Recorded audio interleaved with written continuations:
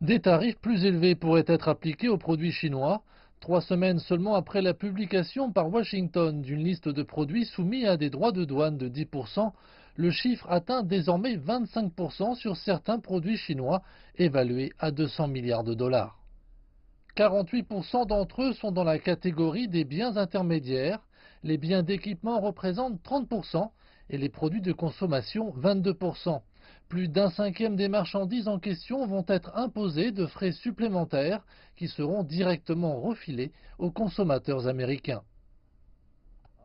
La nourriture, l'électronique, les textiles, les jouets, tous ces produits sont généralement achetés par des gens de la classe moyenne. Ce sont des coûts additionnels qui pourraient réellement toucher les Américains. Ils devront en payer le prix. Je pense qu'il y a un signe très clair que nous allons voir une augmentation de l'inflation si cette série de tarifs est vraiment appliquée. Les experts disent que les tarifs augmenteraient à 127 dollars les coûts annuels totaux pour la famille américaine moyenne si les entreprises transmettent la totalité des frais supplémentaires aux consommateurs. Mais l'impact global sera beaucoup plus élevé. Certains produits sur la liste, tels que les articles en bois, les meubles et les tricots, sont des produits sur lesquels les États-Unis comptent fortement sur la Chine. Et pour la Chine, l'industrie qui sera la plus touchée est la fabrication haut de gamme.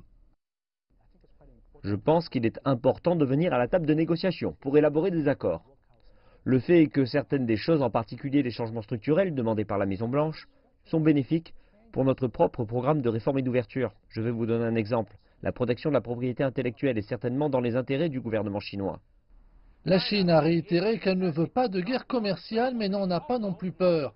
Beijing a pris de nouvelles mesures pour accélérer son programme de réformes économiques afin de réduire les effets négatifs de la guerre commerciale et d'agir de manière proactive pour éviter une escalade des tensions.